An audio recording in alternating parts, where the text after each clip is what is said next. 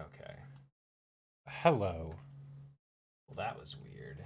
So the world government clearly was trying to silence us because Yeah. we were getting too close to the truth of the information, you know? Yep. A buster call was called in. We fought off all 5 ships, 10 ships, and 5 vice admirals. Yeah, we took them all out. It's just fine. Clearly. It didn't take us that long, all things considered. I thought it would take us like a full 10 minutes to fend off the buster call, but it ended up being less than that. Yeah, it wasn't You too know? bad, really, all things considered. Yeah. Mm-hmm. But I am really surprised that it happened at all. Yeah. But given that it is the last stream, It's almost fitting in a way. it is almost fitting. Okay, let's finish the video, though. Yes. Let's finish the video. Yeah, we watched the rest of the video just, afterwards. Why not? Oh, I have to reset the display capture thing all the way. Come on.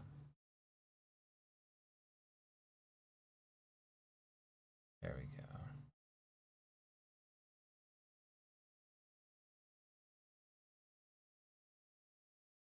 Okay. All right. All right, you ready? Yep. Let's make it a little smaller. There we go. All right.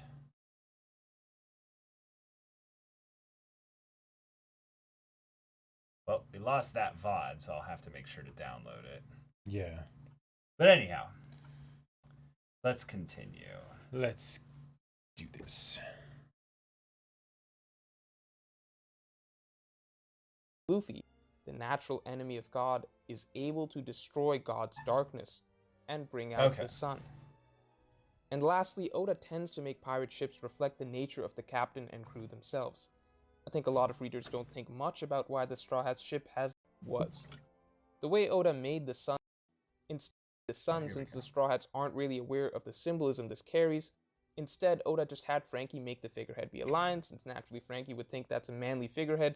Frankie just kind of botches the design so that it just so happens to look like a sun instead, giving a good reason for the ship to be named the Thousand Sunny, without the Straw Hats or the reader truly realizing the significance yet. Right. Most importantly, consider the timing of the Straw Hats changing ships. Yes. For the first half of their journey, the Straw Hats are simply exploring the world, defeating darkness wherever they happen to encounter Going it. merry. Then finally they come up against the greater darkness that covers the entire world, the world government, and they declare war against it. From that moment on, the story fundamentally changes. The real story of One Piece begins. And so after declaring war against the darkness that covers the world, the Straw Hats now need a new ship that reflects their ultimate role, the sun. Even though they're oblivious to all this themselves, from now on they're on a path to bring the dawn of the world. As Iceberg says, the Sunny seems just right for them. A ship that crosses thousands of cool seas as cheerful as the sun. And as I said at the start of the video, that is essentially what the Straw Hats have been doing so far. Right. In all corners of the world there is darkness, and the Straw Hats travel through the cruel seas as a light of hope, going from land to land and ending darkness wherever they encounter it. And as I also said at the start of the video, Oda structures his story so that the small-scale story structure is representative of the large-scale story structure. So basically we're now at a point where we are realizing that the real, overarching story of One Piece is about the Straw Hats doing what they have always been doing on the small scale, but bringing light wherever they go on a global scale to bring light to the entire world. Nice. Okay. That's what really I especially cool like about there. all this is that the Straw Hats' personal mission never changes. They never consider themselves heroes who go around bringing light wherever they go. No, they kind of bumblefucked their way into it. World, this just seems to be set up as the natural endpoint of Luffy's own personal goal to find the One Piece, as it is implied by Whitebeard that finding the One Piece will in itself result in the great change in the world. That's likely why Roger sent people after One Piece in the first place. He was unable to bring the dawn of the world, but he could bring the dawn of an era that would lead to the dawn of the world, which is why the description of his execution seems to have such specific imagery. With the fading spark of his life, Roger set the whole world ablaze. I like it. And based on how Oda has presented his ideas so far, it seems like the dawn naturally comes after setting everything back to zero, which is in line with what the Straw Hats already tend to do wherever they go. They don't have to be heroes, but they're perfectly happy tearing stuff down. Sure. Ah. Okay. Oh, I love this. So maybe at this point, some of you might be shrugging your shoulders and basically saying, so what? At the core of it, isn't the dawn of the world basically just a good versus evil story? And it's true. I'm not talking about a particularly philosophically complex theme here. Mhm. Great Right. storytelling isn't defined so much by what theme you are choosing to write about, but more so how it is written in. And I Yes. hope at this point in the video you can agree that how Oda has slowly, methodically built up the idea of the dawn in the story is nothing short of brilliant. And keep in mind that obviously the dawn isn't the only major theme of One Piece. I'm only talking about a small chunk of what the greater story is really about. There are a lot more themes just as significant as this that have been just as masterfully developed, which will make for future videos. But thinking just about the theme of the dawn, just take a step back to consider just how drastically different the story has become from what our concept of the story was on day one. While at Yeah. the same time, the story still somehow stays entirely true to our concept of the story from day one. When One Piece begins, it seems we're reading the story of a boy on an adventure to find a treasure. In actuality, the story is about a dystopic world that has been held by a great darkness for hundreds of years. Many wills and prophecies have been passed down through the centuries about a man who will one day end this long night and bring the world into its dawn. So really, we are reading the legend of that man. A man who does set out with the simple goal of finding a treasure, but who turns into a practically messianic figure, traveling from land to land, acting as a savior without ever actually intending to, bringing light wherever he goes. Yeah. And as he Okay. continues pursuing his own goal, his journey to find the treasure he is looking for will naturally bring him up against the greater darkness that has held the entire world for so long, so that he may finally defeat it and bring light not just to one land, not just to Alabasta, not just Drum Kingdom, not just Fishman Island, not just Skypiea, not just Dressrosa, but to the entire world. And again, to really understand that the real story is both completely different from what it was on day one, and yet somehow exactly the same, consider the title of the first chapter, Romance Dawn. Taken at face value, it has Wow. a simple, straightforward meaning that accurately represents what we think the story is initially about. Ah. This is the start or the dawn of Luffy's romantic adventure. But we slowly find this world is not as romantic as it initially seemed. In fact, it's a dystopia. So really what the entire story is leading towards is the dawn of a new world, an idealized dream world of boundless freedom, essentially a true world of romance. The dawn of a young boy's romantic adventure turns into a 1,000-chapter epic that will culminate in the dawn of a romantic world. Love To it. me, this Cool. simple chapter title speaks volumes about Oda as a writer. It's a title that is in itself proof of a clear, decisive vision for what this massive epic was always set to be about. An epic that has stayed the course on the decades-long journey so far and has never lost sight of what it was meant to be from day one. If you enjoyed this Nice. video, then please like, share, Cool. and subscribe. Follow me on Twitter for updates on future videos. That's so and you can cool. support me Okay. on Patreon to help me make Yeah, and the even using like the word dawn is kind of just Oda taking the classic hero story and then finding a romantic way to talk about it, you know, or to describe it. It's like the dawn. And you can't have a dawn without the night. That's inherent to the concept when you say the word. Oh man. Thank you for passing along that video. Yeah. Definitely recommend checking out the rest of Mr. Morge's channel. He has some fantastic theory and analysis videos for One Piece. Okay, we'll do. We're not going to do that on the stream here. Psychronia, it's compiled some cool stuff about the sun. Okay. Son of One Piece. So yeah. Talking about the stuff we just got this chapter. Yeah. Right. So how about that sun god Nika, huh? After this chapter dropped on Sunday, the Discord channel put together any hints of this Nika together with interesting results. Why are you crying, Mama? I'm going to meet the sun god. I was chosen to be their sacrifice, so my life will save all the people of this village. Okay, yeah, that flashback for the Sky. Gotcha. Okay. Thanks for taking care of me, Mother. Okay, fitting for the people that immediately come to mind with the image of Nika, the first ever mention of a sun god was during the Nolan Kalgara flashback, right? Mm-hmm. And the Shandorans had a number of gods they worshipped, and one of them included the sun god. Mother Carmel, bink. Hi, Mother. Mother Carmel worked a miracle. It's not me. Oh. It was the sun god who calmed the disaster. Oh, that's cool. interesting. The second mention of a sun god was during Big Mom's flashback in Elbaf. The giants worshipped such a sun god, and on 2 occasions, Carmel masterfully manipulated them using their respect for the sun. And giants live for a long ass time. Long time, yeah. Okay. Day 3 of the past. Mother, I'm starving to death. The winter solstice is a festival for the death and rebirth of the sun. After the harsh winter, it will regain its strength and warm us again. Day 4. The harder this fast is, the deeper our gratitude to the sun. You say so, I'll keep trying. Furthermore, Elbaf's entire winter solstice tradition was to honor and thank the sun. The entire concept of winter's coldest day being a death and rebirth. Right. It is not that unlike how Kiku described herself as the fleeting snow before dawn. In fact, when you look at it, almost every race or culture the Straw Hats ever interacted with has a deep relationship with either the sun or the moon. Alabasta Kingdom of Sand, take care. It's much more subtle when there aren't many clear shots, but Alabasta, as expected of a country based on Egypt, has a national symbol of a sun. Right. Right.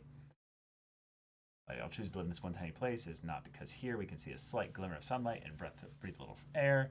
On the surface, the whole world is bathed in sunlight. The sky is vast and open. The fisherman, the sun is a symbol of freedom and coexistence. Right. Oh, cool. Yeah, this is the Kozuki family crest. Notice the sun mark in the center. Okay, I like it. Indicated his willingness with the mark of a moon on his ankle, just like so. In addition to a reverse crescent moon being the symbol of the rebellion, it should also be noted that the word Kozuki in itself contains the kanji for light and moon. Ooh, nice. Yep. And then the whole thing that we had mentioned in this video. Right. With Waiting for the Dawn of the World from Cat Viper. Right. They get a special power when they look at the moon. Which right? is Full basically moon. a power to fight against the night. Yeah. Mm-hmm. Oh, I have a suspicion Luffy and his friends are those whom our people in the Kozuki clan waited for centuries, the ones who will guide us to the dawn of the world. For centuries? They and the Kozuki clan have specifically been waiting for ones who will guide them to the dawn. Presumably the Kozuki and Minks formed their ancient pact around this desire, and there is some mission for them to fulfill once the day comes based on what Oden and Yamato have said. It's related to opening Wano's borders. So I'm going from the in-story evidence and stuff that this Discord channel discovered. Let's go into more meta details that the fandom at large has pulled. Let's take a look at the straw hat, or the sun hat. Specifically the type known as a straw hat. Notice the red strip around the center. Yeah, pretty, isn't it? You can only see this during sunset or dawn. Yep, I was gonna say Joyboy is the sun god. Yep, I was nice. That was literally the theory when we were looking at this. I like it. Sun god Nika and stuff, and then the art of it. Mm-hmm. I was like, come on, Joyboy is a sun god. Come on, let's see it. Pretty, isn't it? Yep. Something with the light works cause distant reflected sunlight to be red. Joyboy, the West Indian character who personifies the human need to dance, sing, and jubilate. He's a relation to the Lord of the Dancers who inspires festivals in colder countries, and it seems that he traveled to the Caribbean with an early shipment of slaves from West Africa. Joyboy smiles perpetually at all the foibles and problems of mankind and cures human troubles by tapping out in an irresistible rhythm on his drum. Whoever hears the music of Joyboy is compelled to dance and sing along until he or she has shaken the black cloak of despair from the shoulders. Some jazz players claim to have captured Joyboy rhythms, but their efforts are a pale imitation of the dance frenzy, which can keep humans dancing until they drop. Wow. And finally, this is taken from the book, Encyclopedia of Things That Never Were, Creatures, Places, and People. Okay. Oh, I like it. That's cool. I like it a lot. Huh. Oh, this is really sweet, guys. Okay. And then, of course, the Luffy's Joyboy theory here being passed along. Yeah, I'm not really going to go into that here, guys. Luffy was onto something. We did need a musician. Oh, shit. Yeah. That's a good point. And so one of the things that I really like about this stuff is that it's something where a lot of the times I feel like in-depth analysis stuff has to be there's this concept that it has to be like super complicated or complex. Let's communicate something to you that you've never seen before, right? But that doesn't have to be the case because stories don't have to be complicated. And Right. One Piece is not actually complicated, right? It's very straightforward. The fact that it can get this big and still not be complicated is a feat of engineering, like to say the least. So the whole idea that it's about Luffy being the if the actual story representation of it is the sun god or Joyboy or whatever, it's like, yeah, cool, that makes sense, right? Because we know that fundamentally that's what Luffy is, even if we wouldn't have thought of those specific terms or words, right? The fact that When the Thousand Sunny is the name of the new ship, it makes sense, right? Even if we don't think about all the different times and stuff that the sun has been used in One Piece, Right. we still know that, right? Mm-hmm. And this is just and these videos are ways to basically show just how much it wasn't an accident from Oda. Right. You know. Yeah. We're not going to be going through any more theories here, y'all. I had planned a specific amount of time for this stream. Mm-hmm. If you want to do this stuff, get on the Discord. We'll interact with you and go through this stuff and then take a look at it, because some of this looks really cool. But, yeah, pass that along to us there. But the combination of the stream going down for a second there means I want to make sure I wrap this up really quickly so I get everything prepared and compiled taken care of. And go into the next one. But it is time to announce the new manga. Now, here's the thing, guys. I'm a big fan of all these theories you're passing on. The Joyboy theories, the dawn of the world theories. Someone was saying there's like an all blue theory. But what if One Piece was guiding us all along to the next manga? We've been traveling the Grand Line for so long. We've been searching for things like the All Blue. Grand Line, All Blue, Grand Blue. It's perfect. It's perfect. And it involves water, lots of drinking, fun hijinks, you know? So that's what we'll be reading. Yep. Tune in next week for Grand Blue. Now, Volume 1. Now, Caleb, if we're reading Grand Blue, when we watched the anime, we had drinks. We had drinks, yeah, of course. Now, if we're doing dramatic voices and things like we'll that, probably feel have like to, that might be helpful. You know? Yeah, exactly. It's probably going to do that there. Yes, exactly. Yeah, and the One Piece streams were always lewd, so why not lean into that by going to a manga that is also lewd? It's the perfect segue. Yep. It's also a much shorter manga that we'll catch up to with the volumes in release stuff. A few months. Really quickly. Yeah. And then we can check out another manga. So, yeah, guys, that's the announcement. Grand Blue starting next week. Now, the real question, because this does need to be gone over, Caleb, we did this with Berserk. Now, there's a lot of stuff cut from Berserk. Right. We've been told that Grand Blue is very different in the manga from the anime. Yeah. Do we want to, and this is something that we haven't actually decided. No. We already decided. We're starting from the very beginning. From the very beginning. Yeah. All right, awesome. No. Why would we do that? Yeah. Why would we? No.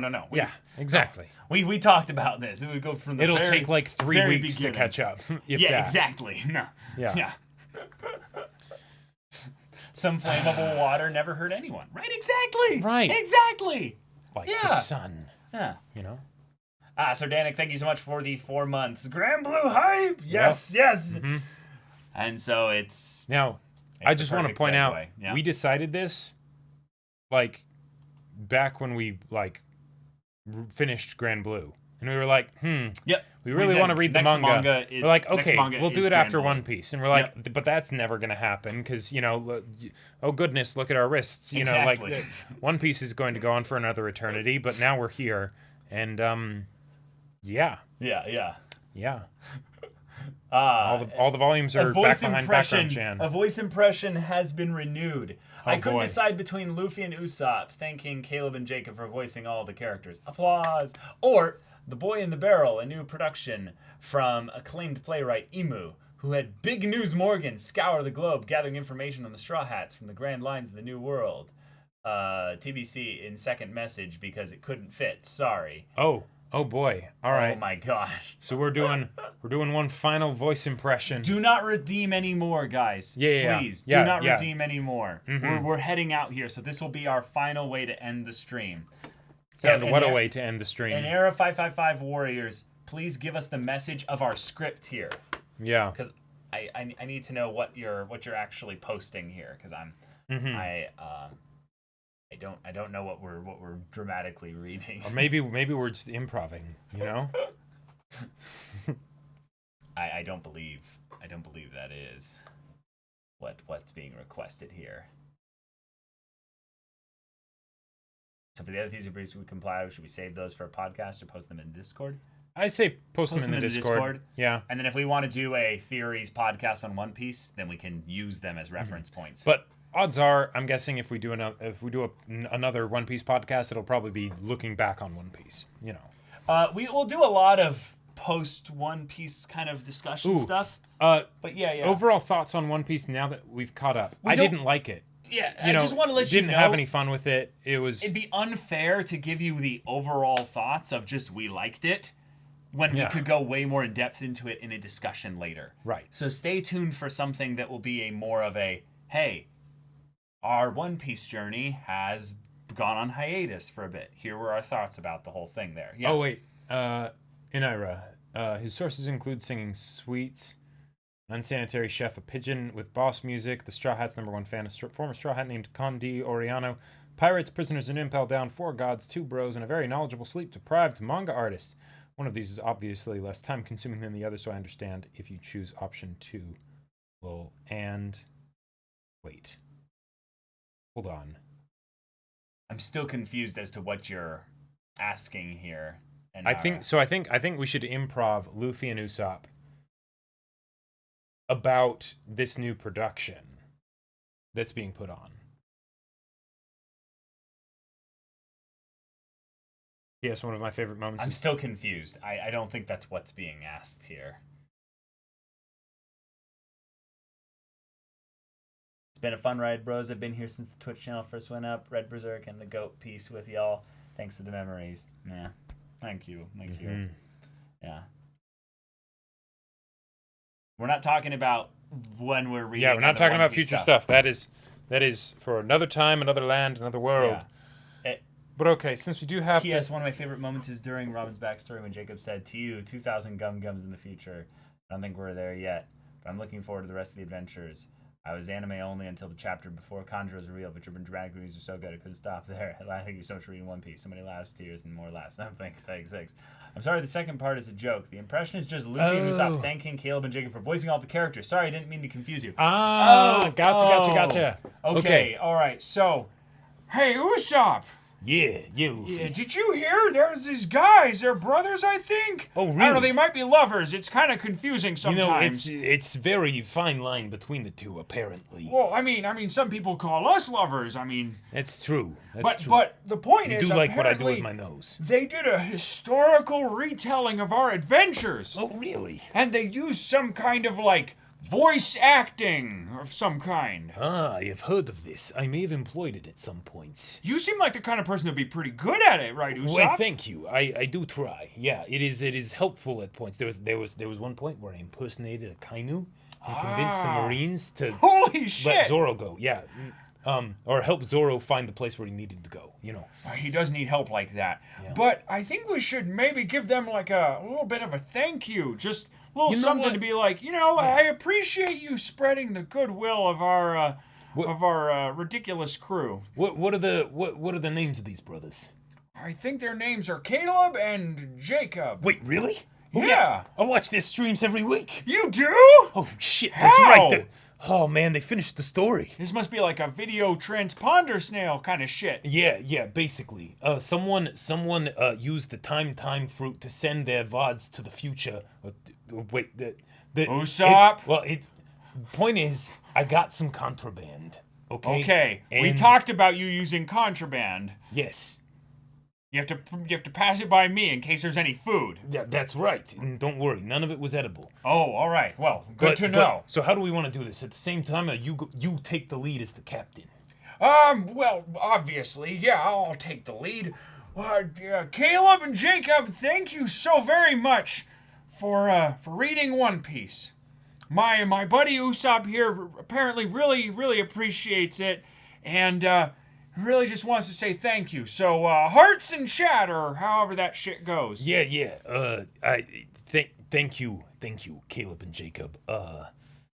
Your brotherhood is something that I really appreciate, and the fact that you have helped people experience our story in a new way.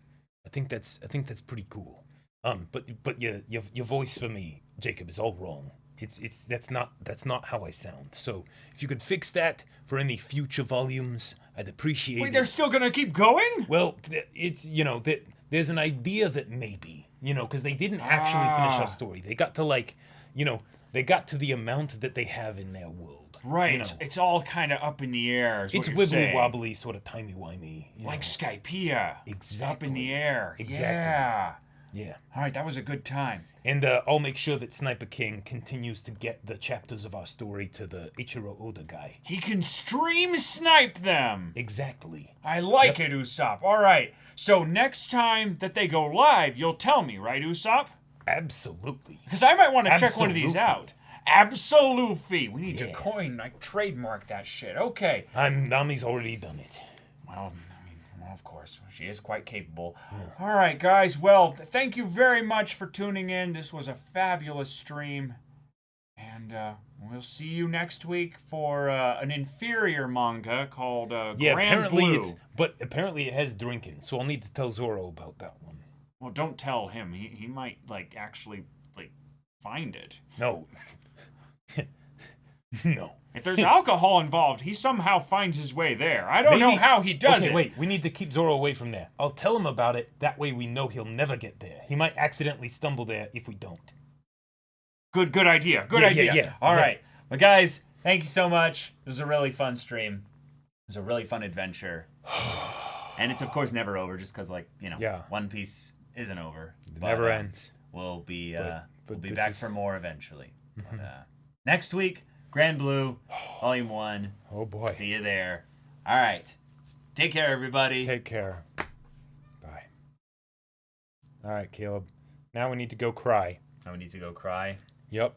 Damn it. Drown our sorrows in preparation for Grand Blue, but also in mourning of not having One Piece now. I know. Yeah, Man. I'm really glad. Hell of a thing. I'm really glad that I was nervous going into these streams for One Piece, because originally I was like, okay, One Piece, I'm sure it's good, but how can it be that good, right? Yeah. And I'm really glad that I did because that allowed it to just blow away my expectations.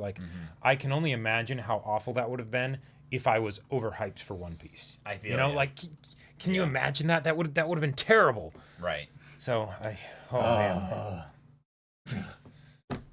Yeah.